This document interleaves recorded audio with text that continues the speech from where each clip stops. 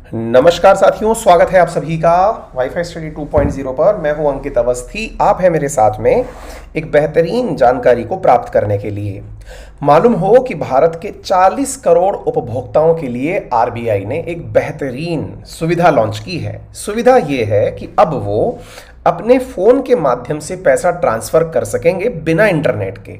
आपको मालूम होना चाहिए कि भारत में फाइनेंशियल इंक्लूजन यानी कि वित्तीय समावेशन के लिए सरकार निरंतर प्रयासरत है, जिसके चलते हुए आप जो भी लोग जिनके पास इंटरनेट नहीं है लेकिन फीचर फोन है, आपको मैं बता दूं कि भारत में 40 करोड़ ऐसे फोन हैं जिनमें इंटरनेट सपोर्ट नहीं करता है, फिर भी वो अपने ट्रांजैक्शंस के लिए अब फोन के माध्यम से पैसे ट्रांसफर कर पाएंगे। तो निश्चित ही ये बहुत जबरदस्त सुविधा हाल ही में आरबीआई ने लॉन्च की है, जिसका नाम रखा गया है यूपीआई 123 पे। बहुत इंपॉर्टेंट चीज होने जा रही है, आप सभी इसे समझें और अपने आसपास, विशेष रूप से आपके पास हो सकता है क्योंकि आप मुझे इस वीडियो में सुन रहे हैं तो निश्चित ही आपके पास में इंटरनेट की सुविधा है और साथ में आप मुझे यूट्यूब पर देख पा रहे हैं। तो आपके लिए भले ही ये जो न्यूज़ है या फिर ये वीडियो है ये इतने काम का ना हो, लेकिन आपके आसपास बहुत से ऐसे लोग होंगे, जैसे आपके यहाँ पर काम करने वाला कोई सर्वेंट हो या फिर कोई भी सब्जी बेचने वाला व्यक्ति हो, दूध बेचने वाला व्यक्ति हो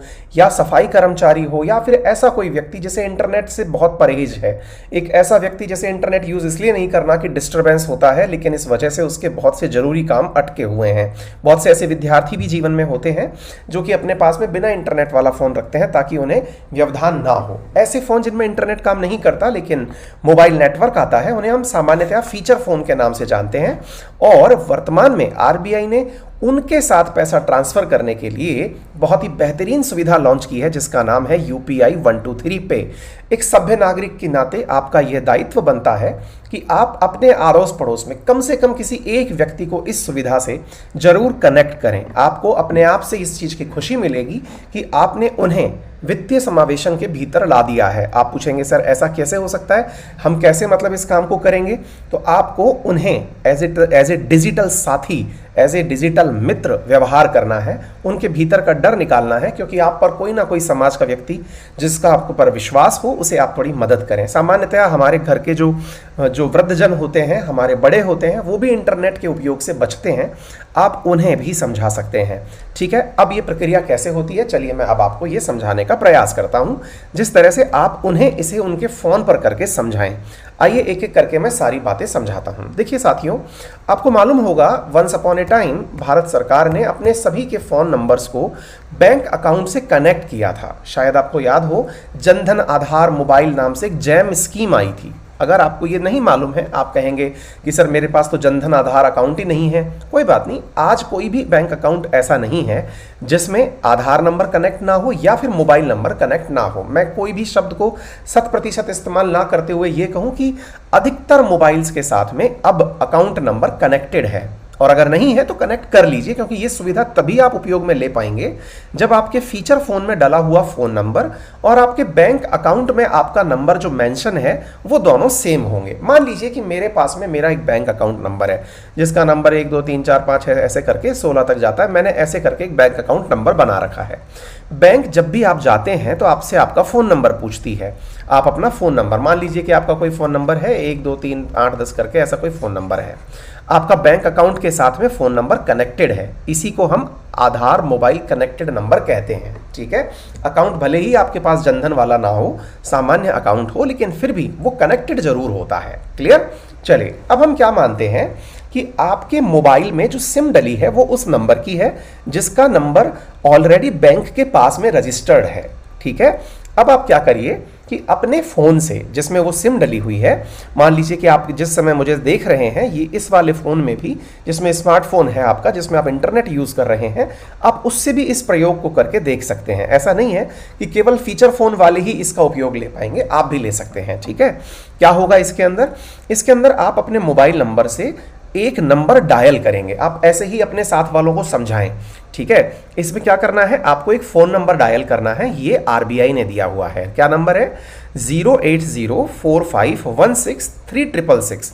ये नंबर अब आप अपने पास में सेव करके भी रख सकते हैं, है ना, क्योंकि ये आपके भविष्य में काम आने वाला नंबर है। अब क्या करना होगा, जब आप इस नंबर पर कॉल करेंगे, तो जैसे ही आप इस नंबर पर कॉल करेंगे, तुरंत आपका नंबर से वो बैंक कनेक्ट हो जाएगा, क्योंकि ये एक आईवीआर मतलब होता है कि एक पहले से रिकॉर्डेड आवाज आपको सुनाई देगी, और जब वो रिकॉर्डेड आवाज सुनाई देगी तो वो आपसे कंफर्म करवाएगी कि आपका बैंक अकाउंट किस बैंक में है, जरा बोलकर बताएं। आप अपना अकाउंट नंबर बोल के बता दीजिए कि साहब मेरा बैंक फोर्स है, कि मेरा बैंक एसबीआई में है मेरा अकाउंट, या एक्सिस बैंक में, जिसमें भी आपका अकाउंट है, आप अपना नंबर के साथ नाम बोल दीजिए, ठीक है।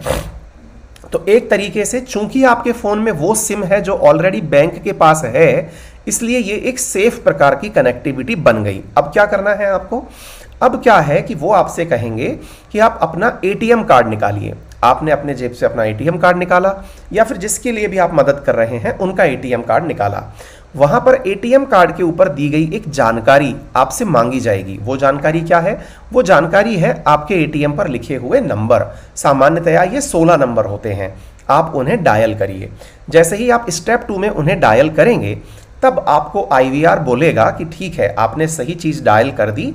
अब एक अपना यूपीआई पासवर्ड सेट करिए, यानी कि यूपीआई पिन सेट करिए। मान लीजिए कि आपने कोई भी पिन सेट कर लिया, 1 2 3 4 2 5 6, जो भी आपको लगता है कि मेरे हिसाब से ये सेफ है, चोरी नहीं हो सकता, जो भी आपको नंबर याद रह सके, वो नंबर आपने कर लिया, ठीक है। जैसे ही आपने ये कार्यक्रम किया, आपका यूपीआई पेमेंट के लिए जो पासवर्ड है अब वो सेट हो चुका है, ठीक है।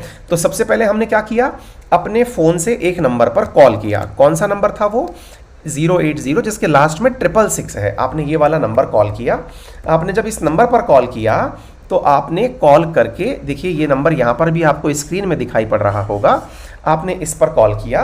कॉल करने से बैंक का आईवीआर ने नाम पूछा। आपने नाम जैसे ही बताया, उसने आपकी बैंक का अकाउंट आपसे क्रॉस चेक किया कि आपके बैंक में ये नंबर है, इस अकाउंट नंबर के एंड में ये नंबर दिया हुआ है। आप उसे कंफर्म करिए कि हाँ साहब यही है। वो बोलेगी नंबर 1 दबाओ, तो आपने 1 दबा दिया। फिर वो आपसे कहेगी कि अपना एटीएम कार्ड निकालो, उसके अंदर दिए हुए 16 नंबर टाइप करो। आपने वो 16 नंबर टाइप कर दिए। फिर वो आपसे कहेगी कि भैया एक बार के लिए अपना यूपीआई पासवर्ड सेट करो। आपने यूपीआई पासवर्ड सेट कर दिया, ठीक है। अब आपका यहां तक का तो काम हो गया। आगे क्या करना है अब? अच्छा, ये बार बार नहीं करना है। फॉर योर काइंड इन्फॉर्मेशन, जिसके पास भी ये वाले फोन है, ये केवल एक ही बार किए जाने वाली गतिविधि है। अब आप में से किसी को लगता है साहब मेरे साथ तो गड़बड़ हो गई, मेरी किसी ने चोरी कर ली। मैं अभी आगे आपको प्रोसीजर बताऊंगा, लेकिन इसके पहले बीच में जिनके डर आ चुका है, दिमाग में भय आ चुका है, सर गड़बड़ हो गई तो क्या करूंगा, तो जनाब आपके लिए एक 24x7 यानी हमेशा मदद करने के लिए एक हेल्पलाइन नंबर दिया गया, टोल फ्री, जिसका नंबर है 14431, या दूसरा नंबर है 180089133333, ठीक है। इसका नाम दिया डिजिट साथी, यानी कि आपकी किसी भी प्रकार की दिक्कत हो, आप इन 3 माध्यमों से ट्रांजैक्शन अटक जाए या कोई भी दिक्कत हो जाए, तो आप इस पर कॉल करके जानकारी प्राप्त कर सकते हैं। अब आगे की बात सुनिए। अब क्या होगा, जैसे ही आप अपना यूपीआई पिन सेट कर लेंगे, तब आपकी स्क्रीन पर अपने आप मीनू आने लग जाएंगे। मीनू इस प्रकार से आएंगे कि बताइए आप मनी ट्रांसफर करना चाहते हैं, एलपीजी गैस रिफिल करना चाहते हैं, फास्टैग रिचार्ज करना चाहते हैं, मोबाइल रिचार्ज करना चाहते हैं, ईएमआई का रीपेमेंट करना चाहते हैं, बैलेंस चेक करना चाहते हैं, जो भी आप अपने अकाउंट से, देखिए अकाउंट तो कंफर्म हो चुका है अब कि भाई आपका ही अकाउंट है और आप ही की सिम है, तो अब बैंक का डर भी खत्म हो गया। और तीसरी, आपके पास में आपका एटीएम कार्ड भी है, तो ये एक तरह से सेफ एंड सिक्योर्ड हो गया, ठीक है बेटा। अच्छा, अब क्या हुआ कि जब आपने यहां पर क्लिक किया कि मुझे मनी ट्रांसफर करना है, तो आपने 1 नंबर दबाया। मनी ट्रांसफर पे जैसे ही आपने 1 नंबर दबाया, तो फिर वो आपसे ऑप्शन पूछेगा, बताइए आपको किस व्यक्ति को पैसा ट्रांसफर करना है। तो उसके लिए आपको क्या करना है, आपके मोबाइल में जिस व्यक्ति का नाम ऑलरेडी दर्ज है, क्योंकि जिसका नंबर दर्ज है उस नंबर के हिसाब से उसका अकाउंट नंबर भी कनेक्टेड होगा, क्योंकि भारत में मोबाइल नंबर से अकाउंट नंबर कनेक्टेड करने का प्रथा जो है वो 2016 से चल रहा है। तो ऐसी स्थिति में आप उन्हीं नंबर पर पैसे ट्रांसफर कर पाएंगे जिनके साथ में अकाउंट नंबर कनेक्टेड है बैंक के माध्यम से, ठीक है। अब आप पूछेंगे सर किसी के मोबाइल नंबर पर अकाउंट नंबर कनेक्टेड ही नहीं है तो क्या करें, तो फिर आपको एक विकल्प दिया जाएगा कि सीधे ही अकाउंट नंबर में ट्रांसफर करें। तो आपके पास जिसका भी पैसा ट्रांसफर करना है उसका आपके पास अकाउंट नंबर होगा, आप उस अकाउंट नंबर को उसमें डालिए और डाल करके फिर वो आपसे अमाउंट पूछेगा, आप अमाउंट डाल दीजिए कि भाई मेरे को 100 रुपए ट्रांसफर करने हैं कि 50 करने हैं। आपने अमाउंट डाल दिया और डाल करके फिर आपसे वो अंत में पूछेगा अपना यूपीआई पिन वापस डालिए।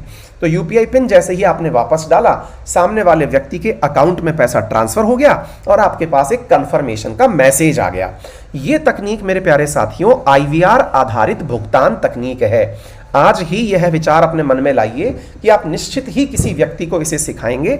ये वित्तीय समावेशन में एक सभ्य नागरिक होने के नाते आपका महत्वपूर्ण योगदान कंसीडर किया जाएगा।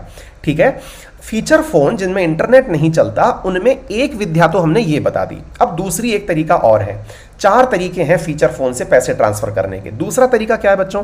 दूसरा तरीका है फीचर फोन पर ऐप बेस्ड पेमेंट। इसमें क्या करना होगा, आप जिस प्रकार के कुछ व्यक्तियों ने देखा होगा जियो के फोन आते हैं, है ना, तो जियो के फोन में क्या होता है कि वहां पर अंदर ही एप्लीकेशन दिया जाता है। जियो के फोन में होते फीचर फोन है लेकिन एप्लीकेशंस दिए जाते हैं। तो ऐसे फोन जिनके अंदर एप्लीकेशंस दिए हो, आप उनके ऊपर जाने एप्लीकेशन पर भी क्लिक करके पेमेंट की यही सारी प्रक्रिया फॉलो कर सकते हैं। यानी एप्लीकेशन पर क्लिक करेंगे तो आपको आईवीआर का जो कॉल है ना वो नहीं करना पड़ेगा, सीधा ऐप पर गए, नंबर डाला, पैसे ट्रांसफर हो गए। ठीक है, तीसरा तरीका और है, और वो क्या है? वैसे मान लीजिए किसी दुकानदार के पास आप गए, उसने इस प्रकार का एक अपने पास में लोगो लगा के रखा हुआ है। ठीक है बेटा, जैसे आपने ये देखा एक दुकानदार है, उसने अपने सामने इस प्रकार का एक स्टिकर लगा रखा है जिस पर लिखा हुआ है 123 पे।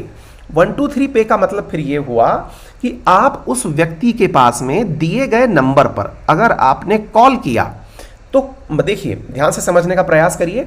दुकानदार के पास गए, दुकानदार का फोन नंबर आपने पूछा कि बताइए किस नंबर पर पैसे ट्रांसफर करने हैं। उसने कहा कि 123 पे नीचे लिखा हुआ नंबर है, इस पर कर दीजिए। तो आपने अपने मोबाइल से ये नंबर डायल किया और इस पर जैसे ही मिस कॉल किया, सामने से कंफर्मेशन आ गया कि हाँ भाई ये इसी का ही है, और उस पर पैसा ट्रांसफर कर दिया। एक और तरीका लेके आ रहे हैं, और वो क्या है? वो है कि एक साउंड के आधारित डिवाइस लाई जा रही है जिसमें क्या है, आवाज आएगी। आप अपना फोन नजदीक ले जाइए, आप उसके जैसे ही नजदीक ले जाएंगे आपका फोन स्वतः ही उसको पहचान लेगा और वहां से आपका फोन जैसे ही पहचानेगा आप उसके ऊपर पैसा ट्रांसफर करने का ऑप्शन दे दीजिए। यानी कि 123 पे के अंदर 4 प्रकार की तकनीक दी गई हैं, जिनमें सबसे ज्यादा सरल और उपयोगी जो तकनीक है वो आईवीआर आधारित और फीचर फोन बेस्ड तकनीक है। बाकी अन्य तकनीकें भी बहुत ज्यादा आसान है लेकिन ये हर दुकान पर शायद आपको ना मिले। ठीक है, तो उम्मीद है कि आप लोगों को यह समझ में आ गया हो कि 4 प्रकार की तकनीक है, जिसमें से पहली आईवीआर आधारित है, दूसरी एप्लीकेशन बेस्ड पेमेंट पर आधारित है, तीसरी तकनीक मिस्ड कॉल पर आधारित है और चौथी तकनीक ध्वनि पर आधारित है। यानी कि एक प्रकार से जैसे आप वाईफाई से पेमेंट करते हैं बिल्कुल वैसी ही यह तकनीक है। ठीक है, तो उम्मीद है कि आपको यह समझ में आ गया होगा कि आरबीआई ने national payment corporation of India that is NPCI की मदद से एक बेहतरीन यूपीआई पेमेंट यानी यूनिफाइड पेमेंट इंटरफेस जबरदस्त तरीके से विकसित किया है।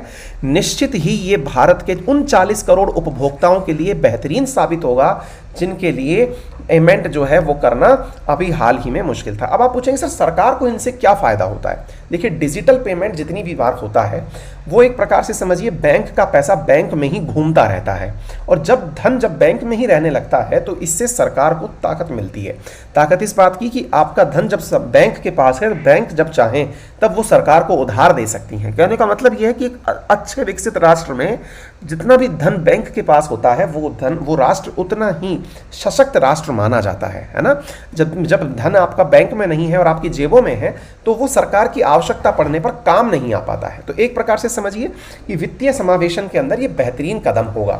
उम्मीद है आपको ये बात समझ में आ गई होगी, और निश्चित ही मुझे पूर्ण विश्वास है अपने आसपास के किसान भाई, आपके आसपास के दूध वाले, सब्जी वाले, सफाई कर्मचारी, जिनके पास भी आपको लगता है कि इंटरनेट का डर है, आपके घर के बुजुर्ग, आपके घर के बच्चे जिन्हें आपने इंटरनेट देने से मना किया हुआ है, आप उनके लिए भी ये कार्य कर सकेंगे। तो उम्मीद है कि अब हर फोन से करो पे ये बात आपको समझ में आ गई होगी। 4 प्रकार से बातें हैं। ये फोन नंबर अभी की अभी आप अपने पास में रजिस्टर कर लें, ये आपके लिए निश्चित ही काम का होगा। उम्मीद है आपको ये जरूरी सूचना, जिसमें एक नंबर और भी है, आप दूसरा नंबर भी यूज कर सकते हैं। ये 2 नंबर है ना। अच्छा, अब आपके दिमाग में एक डर बनेगा, और वो डर ये है सर मेरे साथ कोई चीटिंग हो गई तो क्या करेंगे? तो देखो बेटा, पहली बात तो ये है कि ये फोन नंबर सरकारी है, तो इस सरकारी फोन नंबर पर कोई भी डर आपको नहीं होना चाहिए, नंबर 1।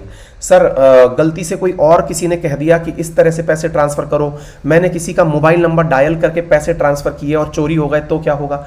इसके लिए आपको एक नंबर और दिया गया जिसका नाम है डिजी साथी, है ना। डिजी साथी पर आप कॉल करके आप एनी टाइम मदद ले सकते हैं सरकार से, है ना। ये नंबर आप याद कर लीजिए, यह आपका एक प्रकार से हेल्पलाइन नंबर है। जैसी भी कोई दिक्कत आएगी, आपको लग गया किसी ने गलत फर्जी फ्रॉड कर दिया है, तो आप उसके पास भी कॉल करके शिकायत दर्ज करा सकते हैं, ठीक है। सरकार पूरी तरह से सशक्त और समर्थ होकर के ही आपके पास ये लेके आई है। मैं खुद scan based UPI payment system use करता हूं। मैंने अभी तक इसे सक्सेसफुल सिस्टम पाया है और मैं मानता हूं कि ये इस समय की सबसे बेहतरीन तकनीक है जिसके माध्यम से आप अपना फंड ट्रांसफर कर पाते हैं। तो मेरी जहां तक बात मानते हो, तो मुझे तो ये तकनीक बहुत अच्छी लगी। आप लोग भी इस तकनीक को उपयोग में लें। तकनीक को जितना ज़्यादा आप उपयोग में लेंगे, आपकी प्रक्रियाएं उतनी ही आसान हो जाएंगी। उम्मीद है आप सभी साथियों को आज का ये बताया हुआ सेशन पसंद आया होगा। अगर ये जानकारी आपको समझ में आई हो तो इसे अपने सभी साथियों से जरूर शेयर करें। चैनल पर नए हैं तो सब्सक्राइब कर लें। वीडियो पसंद आया हो तो लाइक कर दें। यदि आप चाहते हैं अनअकैडमी पर मेरे साथ जुड़कर पढ़ना, तो आज सुबह 10 बजे मेरा एक स्पेशल सेशन है, यानी कि संडे के दिन 13 तारीख के दिन मेरा एक स्पेशल सेशन है।